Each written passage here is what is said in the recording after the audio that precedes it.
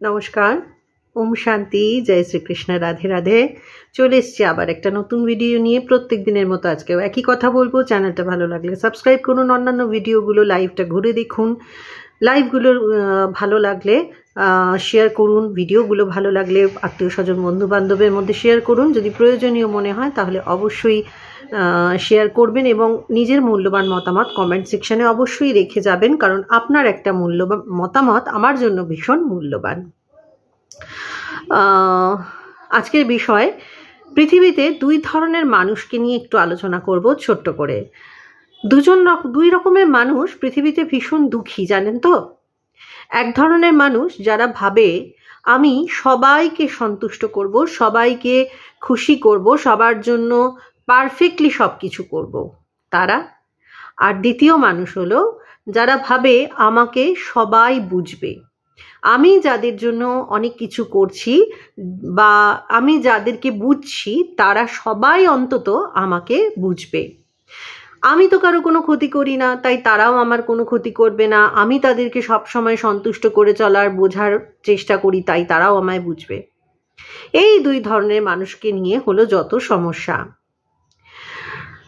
এরা এতটাই দুঃখ পায় জীবনে, কারণ এই যে দুটো প্রত্যাশা, এই প্রত্যাশা দুটো কখনোই জীবনে কিন্তু ফুলফিল হবার নয়, কখনোই এই প্রত্যাশা পূরণ হয় না, এটা জেনে রাখবেন।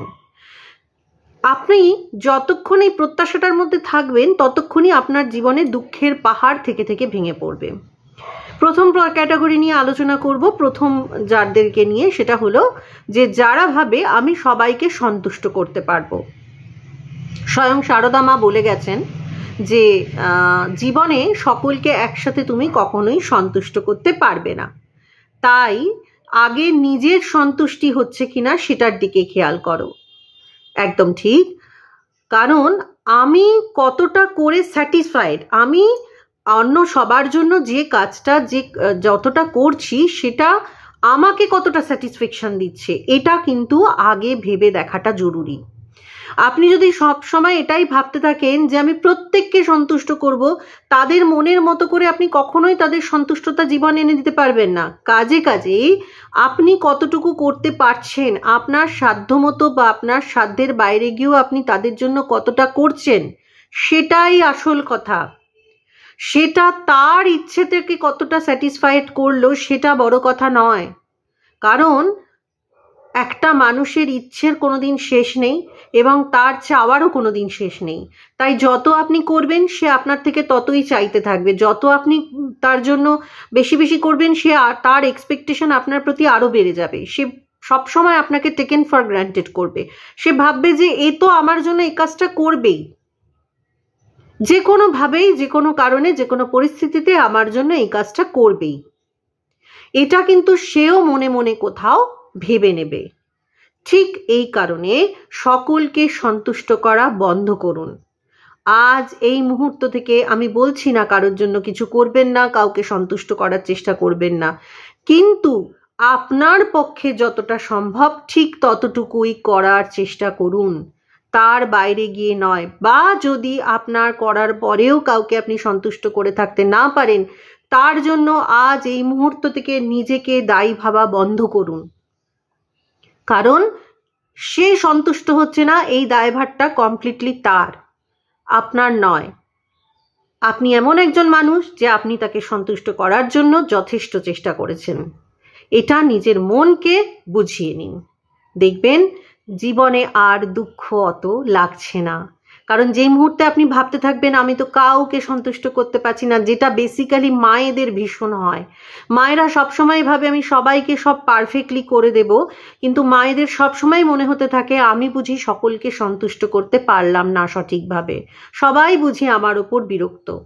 এই ধারণা থেকে বেসিক্যালি হাউসওয়াইফ যারা তারা আরোই, শুধু হাউসওয়াইফ কেন, আজকাল মায়েরা বাইরে ঘরে সব ক্ষেত্রে সমানভাবে অ্যাক্টিভ, তাদের তো আরোই সমস্যা সৃষ্টি হয়। যেসব মহিলারা বাড়িতে থাকেন তারা একরকম সমস্যায় ভোগেন যে আমি বুঝি ঘরে থাকি, আমার বুঝি কোনো মূল্য নেই, তাই রোজগার করি না বলে। আর যে মহিলারা রোজগার করেন তারা ভাবেন আমি হয়তো রোজগার করতে যাচ্ছি বলে ঘরের দিকটা ঠিকভাবে ম্যানেজ করতে পারছি না, সবাই আমার উপর বুঝি অসন্তুষ্ট হচ্ছে। আমি যদি হাউসওয়াইফ হতাম হয়তো এই সমস্যাটা অনেক কম হতো। কাজেই নদীর এপার কহে ছাড়িয়া নিঃশ্বাস, ওই পারিতে সর্বসুখ আমার বিশ্বাস, এইটা সর্বৈব সত্য কথা। কখনোই ভাববেন না আপনি আপনার জায়গায় ভুল। আপনি যদি জানেন যে আপনি আপনার জায়গায় ঠিক, সর্বতোভাবে আপনি চেষ্টা করছেন, তাহলে সেটায় সন্তুষ্ট থাকতে শিখুন। অন্যে কে কি ভাবলো, কে কি বললো, সেটা ইগনোর করতে শিখুন, ঝেড়ে ফেলতে শিখুন। দেখুন আপনার মানসিক অসন্তুষ্টতা নিজের প্রতি অনেক কমতে শুরু করবে। দ্বিতীয় ধরনের মানুষদের নিয়ে আলোচনা করব, সেটা হচ্ছে যারা ভাবে আমাকে সবাই বুঝবে। বিশেষত স্বামী স্ত্রীর ব্যাপারে তো এটা আরো বেশি প্রযোজ্য। গার্লফ্রেন্ড বয়ফ্রেন্ড, সন্তান ভাবে মা আমাকে সবসময় বুঝবে, মা ভাবে বাচ্চাদের জন্য আমি এত কিছু করছি, তারা আমাকে বুঝবে, তারা আমাকে বুঝবে। কিন্তু আদপেই কিন্তু সেটা হয় না।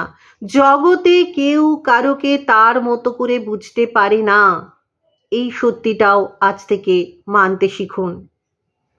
আপনাকে আপনার মতো করে কেউ বুঝতে পারবে না, এটা ভীষণ সত্যি। দীর্ঘ 50 বছর একসাথে সহাবস্থান ঘর করার পরেও একজন স্বামী তার স্ত্রীকে বুঝে উঠতে পারে না, একজন স্ত্রী তার স্বামীকে বুঝে উঠতে পারে না। প্রত্যেক মুহূর্তে মনে হয় আমি ওকে বুঝছি, ও আমাকে আমার মতো করে বুঝছে না। আমি বুঝি, একাই ওকে বুঝছি, আর সেই ও ভাবতে থাকে যে আমি ওকে বুঝছি, ও আমারটা বুঝছে না। এই দ্বন্দ্ব কোনোদিনও মেটবার নয়, বিশ্বাস করুন। কারণ এটাই বাস্তব যে পৃথিবীতে কেউ আপনাকে আপনার মতো করে বুঝবে না। মেনে নিন। যত এটা মেনে নিতে শিখবেন, তত অন্যের প্রতি এক্সপেকটেশন কমবে, তত অন্যের প্রতি অসন্তোষ, অভিযোগের মাত্রাটা দিন দিন কমতে থাকবে। এবং জীবনে অটোমেটিক্যালি আপনি যখন একতরফা সেটা শুরু করবেন, তখন অন্যজনেরও সেই ব্যাপারটা কিন্তু ব্যালেন্স হতে থাকবে। সেও দেখবে এ তো আমার থেকে এত এক্সপেক্ট করছে না, এর অভিযোগ কমে যাচ্ছে, এর অভিমান কমে যাচ্ছে, এর ঝগড়া করা কমে যাচ্ছে। সেও কিন্তু তখন নিজেকে মানিয়ে নিতে চেষ্টা করবে, শান্ত হতে চেষ্টা করবে। আপনি প্রথম পদক্ষেপটা নিন। আপনি নিজেকে বোঝাতে শুরু করুন যে কেউ কারোকে মনের মতো করে বুঝতে পারে না, সেটা সম্ভব নয় মানুষের পক্ষে। যত এটা বুঝতে শিখবেন, ততই জীবনের সমস্যাগুলো কমতে থাকবে। তো এই যে দু প্রকার মানুষ, যারা ভীষণভাবে দুঃখী, তাদের দুঃখ হরণের উপায় একটাই, একটু অন্যভাবে ভাবনা চিন্তা করা, একটু বিষয়গুলোকে নিয়ে ভাবা যে আদেও কি সেটা সম্ভব। যে বললাম, এক হচ্ছে সকলকে সন্তুষ্ট করা কখনোই সম্ভব নয়, দুই হচ্ছে আমাকে কেউ আমার মতো করেই সঠিক বুঝবে, এটাও সম্ভব নয়। এই বাস্তব দুটো যেদিন থেকে মেনে নিতে শিখবেন, সেদিন থেকে আপনার অনেক সমস্যার সমাধান আপনা আপনি হতে থাকবে। আজ এই পর্যন্তই। সবাই ভালো থাকবেন। ভিডিওটা ভালো লাগলে অবশ্যই সবার সাথে শেয়ার করবেন। খুব ইন্টারেস্টিং, খুব সুন্দর ছোট্ট ভিডিও। জয় শ্রীকৃষ্ণ, রাধে রাধে।